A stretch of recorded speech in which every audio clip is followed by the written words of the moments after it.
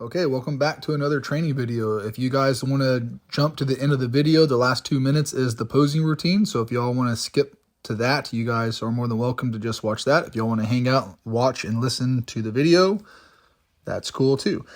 So I started this about 5 months ago. Actually, it was May 8th to be exact, is whenever I decided to start actually losing weight. So I did 12 weeks of training and dieting to cut down from 261.2 down to 231.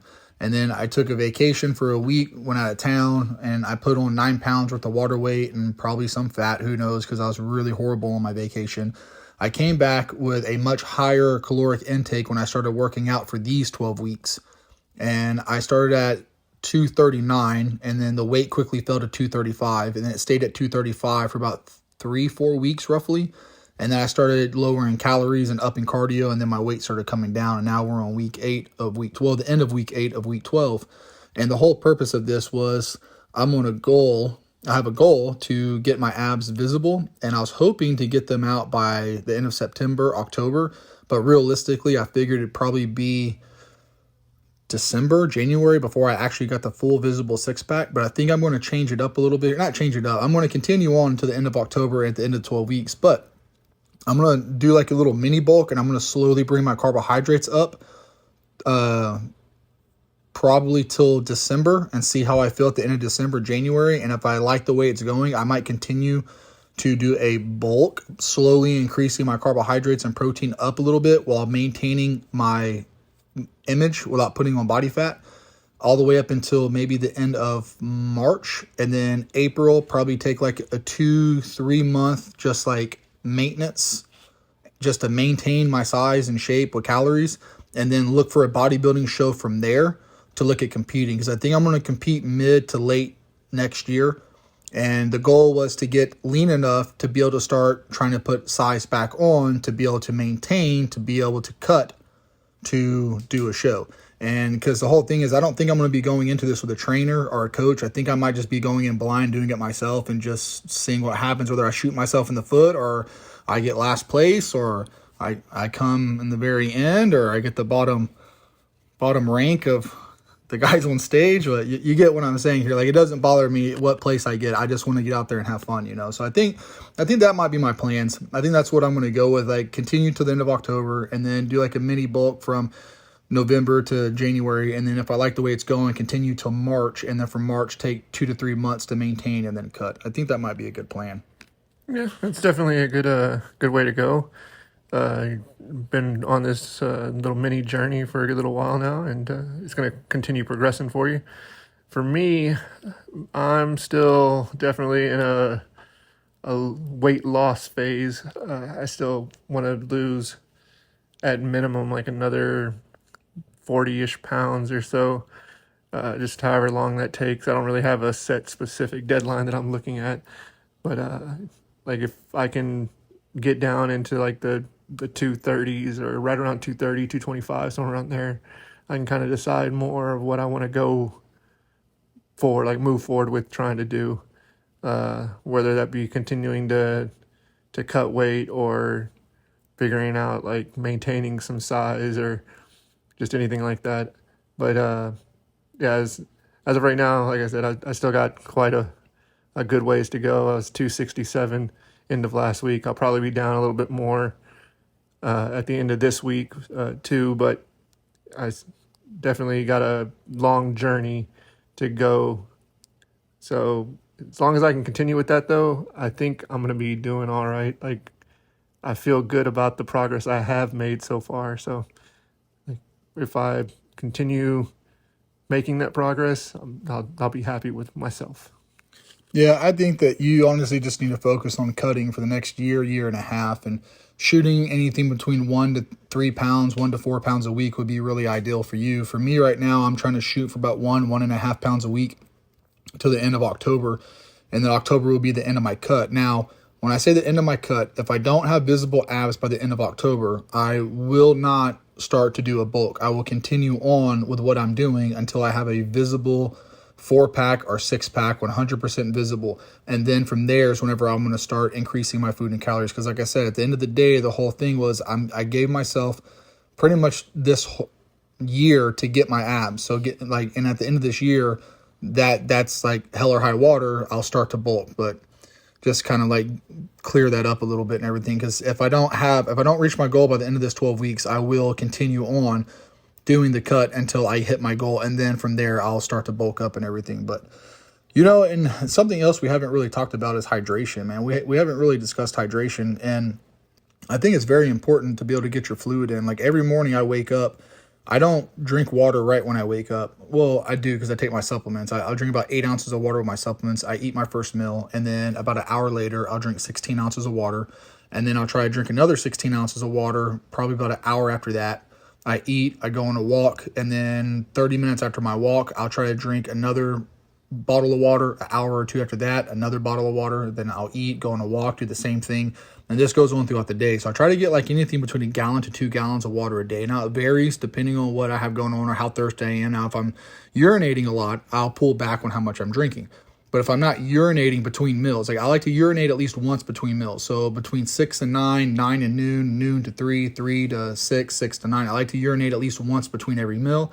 And if I'm not, I'll increase the water intake. And then if I'm peeing more than once between meals, I'll back off the water because it lets me know that I'm hydrated. But that's generally where I try to be, because getting dehydrated when you're training is very dangerous, man. That's how you can pop tendons and tear muscles and hurt yourself and just start cramping up and everything else. But it's also important to get your sodium and potassium and all that stuff too, because drinking water alone, I mean, you could actually dehydrate yourself just from drinking water. Yeah, for me, like I have one of those 32 ounce or whatever it is Yeti cups, and I bring that with me pretty much everywhere I go and fill it up, because I don't know how a lot of people feel about it, but I prefer my water cold, like cold. It's just the way I like water. I'll drink it when it's warm, but when it's like room temperature water, it'll take me a lot longer to finish it. But when it's cold water, I can just drink it a lot easier. I don't know why. And then I even more recently started using like the electrolyte packet things, where I bought some like the liquid IV ones, and I use that in one of my cups of water throughout the day just to help me out too with some hydration. But yeah, I'll go through like 5 or 6 of those cups throughout the day, if not more, depending on the day. So I try to get as much water and hydration in as I can. And I just, like I said, cold water is my thing. Yeah, for me, I like 78.2 degree water. It has to be exact. No, I like room temperature water, and I don't sit there, I don't sip on it. I just huff it down. I'll take 16 ounces. I'll get it down within like 10 seconds of opening the bottle, and it's in me. And then I don't have to worry about drinking water for like another hour, hour and a half. And then I'll open up another bottle and I'll just suck it down real quick as fast as I can. And then I'll go another however long, after my meal. So like I said, I try to do about 2 bottles of water between meals if I'm not urinating regularly. But if I am, I go about 1 bottle. But I suck it down as quick as I can, just because I'm not the type of guy to sit there to remember like, oh, take a sip, oh, take a sip, oh, take a sip, oh, take a sip. I'll do that if I'm drinking alcohol. But if I'm just drinking water for hydration, I just want to get it down. And it's not that I don't enjoy drinking water, because I do, but the thing is, like, I will forget to drink it because I'll get busy at work, and then I'm like, oh yeah, my water, I gotta take a sip. And then 30 minutes will go by, like, oh, I really need to get over there and take a sip, but after I finish doing this, like, oh wait, I gotta do, and then next thing I know, it's been an hour and a half and I still haven't drinking anything out of it. Yeah, for me, like the room temperature water, that's what I end up doing more often than not. Is I'll take a sip and be like, all right, I'm gonna set this down for a minute, and I'll come back a while later and I'll take like another sip. But it'll take me hours to finish like a bottle of water. But if I have my cup when the water's cold, I can drink, like I can just sit there and drink the whole cup little by little over the course of like a couple of minutes. And it doesn't, like, it's more refreshing and enjoyable for me. Like I don't not like warm water or like room temperature water. It's just, it's not a preferred way for me to drink it, I guess I should say. Like I've always just preferred having like cold water, like ice cold water. It's just what makes it easier for me to drink. Yeah, and another thing too, man, if you're drinking a lot of water, you need to make sure that you're getting more sodium in, because the body can't draw sodium water into the tissue without sodium. So you don't have to put sodium in your beverage, but if you're getting enough sodium with your food, it's going to be enough sodium for the fluid to pull into your tissue. And if you're not getting enough sodium with your food, then you need to get it through your beverage, and vice versa. If you're just drinking water, then your sodium, it's okay to go up on your sodium and salt your food if you're drinking nothing but straight water. But if you're not drinking enough water and you're drinking other beverages that have sodium in it, and then you might want to back off the salt. And this depends if you work in the office and you don't sweat a lot, or if you're out in the field and you're sweating like crazy all the time. It's circumstantial, right? You kind of have to know your own body. You have to kind of know what you need and how much you need throughout the day. So if you work out in the heat and you're experiencing a lot of cramping, you need definitely to get a lot more salt in. If you work in the office and you're just chugging electrolyte drinks and salting your food very heavily, then there's a high probability that you're going to retain a lot of water. And don't get me wrong, it's not going to be dangerous to you, because only 10% of the population is affected by sodium.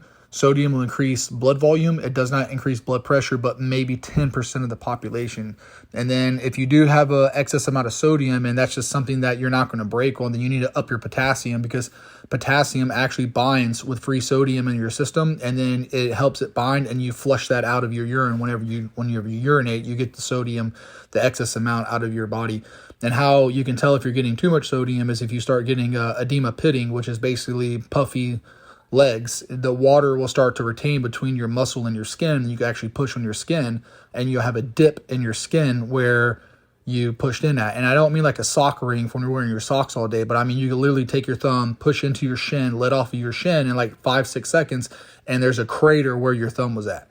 If that happens, you need to take a diuretic and then back off your sodium and start drinking a lot of water, so your body can flush the excess amount of fluid and sodium in your system. And if that's happening and you can't fix that in about 3-4 days on your own, you probably should go to the doctor and get that checked, because that's not a good sign. That's not a good sign if your body's doing that. So, but anyways, I think that's going to be it for me. Is there anything you want to add to that? No, sounds good. So, all right, guys. Well, thanks for tuning in and checking us out and watching our content. If you guys made it this far in the video, I just want to say thank you. And if you guys want to leave a like and subscribe, we will not be mad at you guys. We'll actually appreciate it. So thank you for watching, and until our next video. Yep, catch you later.